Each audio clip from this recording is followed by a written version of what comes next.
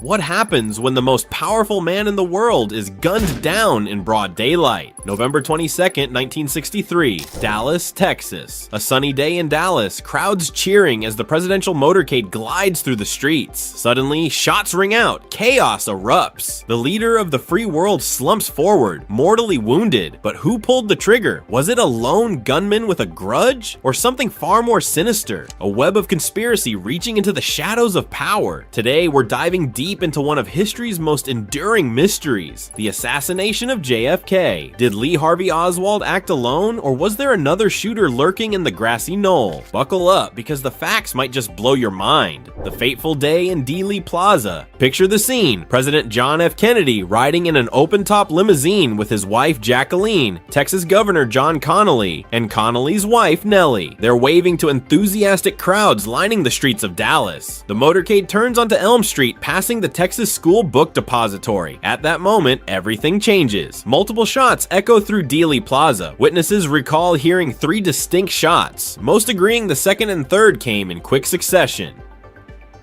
Kennedy is hit first in the upper back, the bullet exiting through his throat. Then, a fatal shot strikes his head, spraying blood and fragments. Connally is wounded too, collapsing forward with shouts of alarm. Secret Service agent Clint Hill leaps onto the car as it speeds away to Parkland Memorial Hospital. Kennedy is pronounced dead just 30 minutes later. But how did this happen? Eyewitness accounts vary. Some heard shots from the depository, others thought they came from the grassy knoll ahead. One bystander, James Tague, even gets a minor cheek wound from a fragment. The chaos is immediate. People duck for cover. Police rush up the knoll, but no shooter is found there. This split-second tragedy sparks questions that linger to this day. Who was Lee Harvey Oswald? Enter Lee Harvey Oswald, the man at the center of it all. A former US Marine with a troubled past, Oswald defected to the Soviet Union as a young man, only to return disillusioned with a Russian wife and child. He espoused communist views, even starting a pro-Castro group in New Orleans where he clashed with anti-Castro exiles. Months before the assassination, he attempted to shoot a right-wing general in Dallas. Evidence later tied him to that failed attack. On the morning of the big day, Oswald carries a long package into the Texas School Book Depository where he worked, claiming it held curtain rods. Investigators later conclude it was his rifle. Witnesses spot a man matching Oswald's description in the 6th floor window, rifle in hand. After the shots, Oswald flees the building, retrieves a pistol from home, and fatally shoots Dallas police officer J.D. Tippit during a confrontation. He's arrested soon after in a theater, denying everything and claiming he's a patsy. But the evidence piles up: his palm print on the rifle barrel, fibers from his shirt on the weapon, and ballistic matches linking bullets to his gun. Oswald had bought the Italian Carcano rifle under an alias earlier that year. Photos show him posing with it and Marxist newspapers in his backyard, images his wife confirmed she took.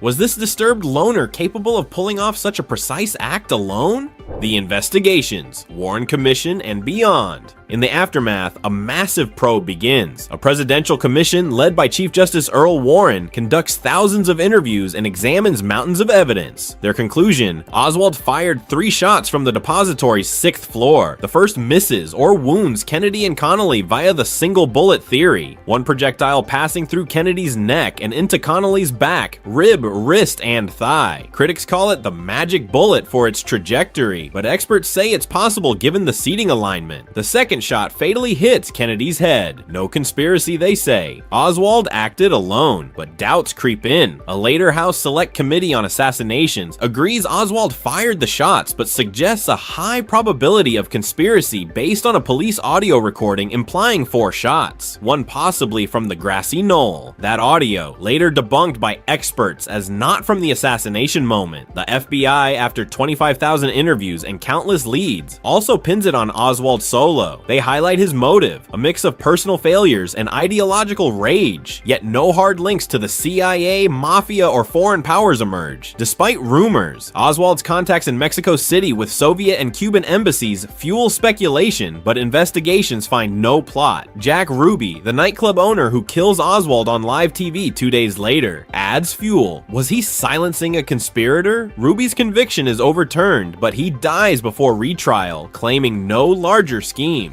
Conspiracy theories, grassy knoll, and hidden hands. Now, let's unpack the theories that keep this alive. A vast majority of Americans believe in a conspiracy. Why? The grassy knoll looms large. Witnesses like railroad worker Lee Bowers report commotion there, and some claim seeing smoke or figures. Films like the Zapruder footage show Kennedy's head snapping back, suggesting a front shot. Acoustic analysis once pointed to a second gunman, though discredited. Theories implicate the CIA, upset over Kennedy's Bay of Pigs fiasco, the Mafia for his brother's crackdowns, or even Cuban exiles seeking revenge. Oswald's pro-Castro leaflets and Soviet defection scream patsy to some. What about the Umbrella Man in photos, suspiciously opening an umbrella on a sunny day? A signal. Turns out he was protesting Kennedy's father, or the three tramps arrested nearby. Spies? They were hobos, cleared. Critics point to autopsy mishaps. Kennedy's body rushed from Dallas, brain missing later. But facts counter. No second shooter evidence on the knoll. No footprints, no casings. Ballistics tie all fragments to Oswald's rifle. The single bullet path aligns when you factor Kennedy leaning forward. Still, the House Committee's conspiracy hint, based on flawed audio, keeps debates raging. Polls show most doubt the lone gunman story, spawning books, films like JFK, and endless speculation. Could powerful forces have orchestrated it, or is it human nature to reject a random act by one man? Evidence against a second shooter. Digging deeper, the case for Oswald alone is strong. The rifle, hidden in the depository with 3 spent shells, matches the bullets. Oswald's quick flight, killing Tippit with witnesses identifying him. These aren't conspiracy moves. The Warren Commission notes 80% of witnesses heard 3 shots, bunched as Oswald's bolt-action rifle would fire. High-speed films recreate the head snap as a neuromuscular reaction, not a front shot. The FBI's exhaustive checks found no ties to organized plots. Even the House Committee, despite its conspiracy lean, confirmed Oswald as the shooter and couldn't name accomplices. Modern analyses, like computer models of trajectories, support the lone gunman. Oswald's life screams instability. Court-martialed in the Marines, failed defection, job hopping. He sought notoriety, once writing he'd use all means for his beliefs. Ruby, a hothead with mob ties, but his act seems impulsive, driven by grief over Kennedy. No smoking gun for others. Yet the Assassinations' impact, rippling through the turbulent 1960s with more killings, makes a simple explanation hard to swallow. Kennedy's death birthed the Space Center in his name, civil rights laws, even Secret Service reforms. But the question persists, was it really just one man? What do you think? Lone wolf or hidden plot? Hit that like button if this hooked you, smash subscribe for more history mysteries, and drop a comment below. Do you buy the official story, or is there more? Share this video to keep the debate alive.